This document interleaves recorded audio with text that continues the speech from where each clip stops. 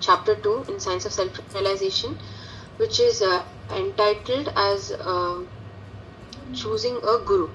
So in this chapter we'll see who is a guru, why do we need a guru, and how to identify who a genuine guru is.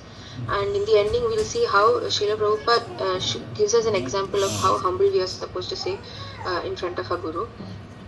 So we are it's divided into 3 sections basically. So first it is named as what is a guru, and second is separating the saints from the swindlers, and the last is with all humility at my command. So in this, we all know that we are supposed to understand that we are all in this material world, and it is very temporary. All our happiness is temporary, and we are all subjected to many sufferings. And why are we suffering? That is because of our ignorance. All jivas are subjected to 3 types of sufferings, which is Adhyatmika, Adibhautika, and Adidaivika. So what is Adhyatmika? Adhyatmika is the suffering which is because of one's own self. That is our bodily sufferings, such as we are feeling hot or we feel cold. That is because of our body. So that is Adhyatmika. Adibhautika is the sufferings because of other living beings. And Adi Daivika is sufferings because of supernatural powers, such as we may suffer, and there may be a drought, or there may be a tornado or something, famine, or etc. So that is Adi Daivika. So all jivas are subjected to sufferings. And why are we getting these sufferings? That is because we are ignorant. That is because of our ignorance. And the nature of this, of the people in Kali Yuga is we are ignorant, and it is very commercial. Prabhupada says everyone in this material world is ignorant, and we are all born fools. But we must understand, we must get the knowledge from a spiritual master. And why should we get this knowledge from the spiritual master? Because we need to go back to God. That's what Kripa Sindhu said last class. We have to know that all the happiness in this material world, it is temporary. And because we keep, whatever we do here, we perform sinful reactions. We are all ignorant, and because of that, we get the reactions of all our sinful works. But we are supposed to understand that all this happiness is temporary. We work our whole lives for something temporary. We want to have a luxury life. We want to be rich. We want to earn money. But at the end of the day, we die, and everything is gone. This is all temporary. But we need to yearn for something permanent. What is that? We are supposed to go back home, back to Godhead. That is the eternal happiness. When we get this eternal happiness when we go back home, back to Godhead, and serve the Supreme Personality of Godhead. And who will help us understand this? Who will help us go back home, back to Godhead? That is the Guru. Guru is the living representative of Krishna. He is the pure devotee of the Lord, and he is one who is self-realized. So now we understood that we need a Guru for our advancement in Krishna consciousness. We are so ignorant, we cannot understand it by ourselves. We require a guru to understand this absolute truth. So that is the importance of a guru. So now we know that we need a guru in our life. So how should we approach a guru? So in Bhagavad Gita, Krishna says, Tadvidi pranipatena pariprashnena sevaya upadekshanti te jnanam jnaninas tattvadarshinaha. Just try to learn the truth by approaching a spiritual master, inquire from him submissively, and render service unto him. The self-realized souls can impart unto you because they have seen the truth. So the Lord says that you please inquire from him submissively. You should surrender unto him. So to have a guru, one should first process is one should be fully surrendered to the guru. Just as how Arjuna was fully surrendered to Krishna in Bhagavad Gita, what does Arjuna say? He says, Karpanya dosho pahata svabhavaha prichami tvam dharma sammuda chetaha yachreya harasya nishchitam bruhitan me shishyaste aham sadimam tvam prapannam.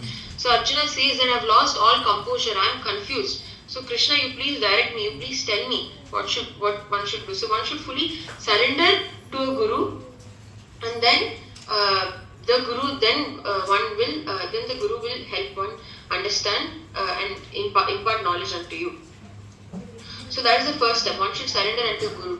One should not accept a guru just because it is very fashionable to have a guru, or just for show off, or just for name and fame. But one should accept a guru if he is very sincere in understanding the absolute truth and getting that knowledge.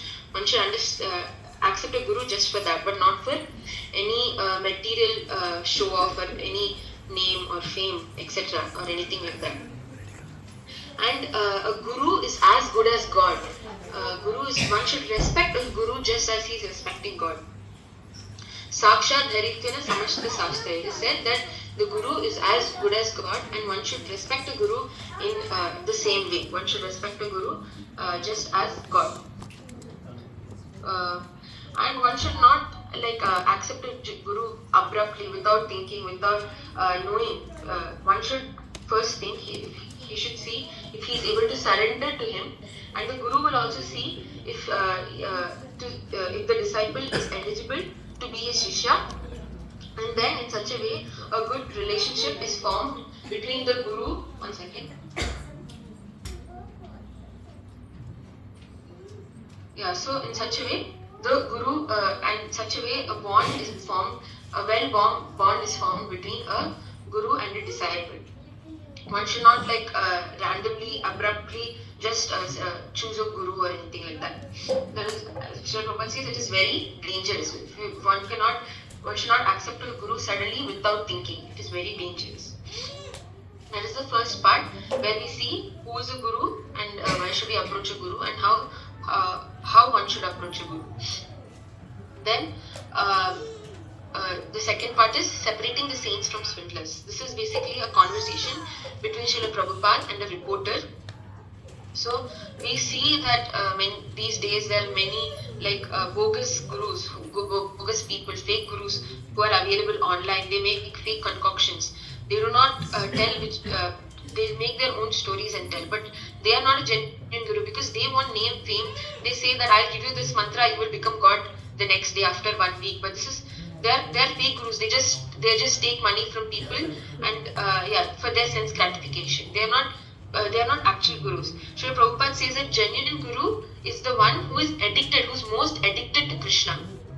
He's the one who's genuine. He only talks about God and he's well versed in the scriptures, and he always convinces, he has the ability to convince the general mass of people to be Krishna conscious and to love God. He is a genuine guru. He does not say that I am God. He is in the parampara. And he says whatever has come from Krishna, directly. He does not add anything in his own. He does not subtract anything in his own. He is a genuine guru and he is the bona fide spiritual master, and one should only go to him. So if one has a sincere, Prabhupada says there are many other bogus gurus also, but one who has a sincere heart will automatically find a genuine guru. Automatically, a sincere devotee will find a genuine guru. Then the reporter asks Srila Prabhupada, what is the goal of your Krishna conscious movement? So Prabhupada says the purpose of Krishna conscious movement is to awaken a man's original consciousness. And what is that original consciousness? To know that one is the soul and that one is not the body. And when one understands this, he will not identify with material nature, and then there won't be any problems. Because he knows that nothing over here is temporary, and he yearns for permanent happiness, that is to go back home, back to Godhead, and to be the eternal servant of Krishna. So we have seen that why we require a guru, and one should stay humble always. So in the last part, Srila Prabhupada, he is glorifying his guru and he is setting an example to us on how one should stay humble. So this is a situation where Srila Prabhupada has met with all his god brothers on the Vyas Puja of his Gurudev, Srila Bhakti Siddhanta Saraswati Thakur. So Srila Prabhupada glorifies Srila Bhakti Siddhanta Saraswati Thakur. He says that he is the living representative of Srila Vyasadeva, because he is in the parampara, and the knowledge that they are receiving from Gurudev is not different from that of that which the Lord has given. So he glorifies his spiritual master, and in the ending he ends with a very humble note. That is how one should also stay humble always. So I'll just read what Srila Prabhupada has said. He says, personally, I have no hope for any direct service for the coming crores of births of the sojourn of my life. But I am confident that some day or the other I shall be delivered from this mire of delusion in which I am at present so deeply sunk. Therefore, let me with all my earnestness be at the lotus feet of my divine master to allow me to suffer the lot for which I am destined due to my past misdoings. But let me have this power of recollection that I am nothing but a tiny servant of the Almighty Absolute Godhead, realized through the unflinching mercy of my Divine Master. Let me therefore bow down at his lotus feet with all humility at my command. So, this is how Srila Prabhupada is humble, and one should also stay humble to his spiritual master. And Srila Prabhupada is showing us how to do this. So, with this, I would like to conclude. Hare Krishna.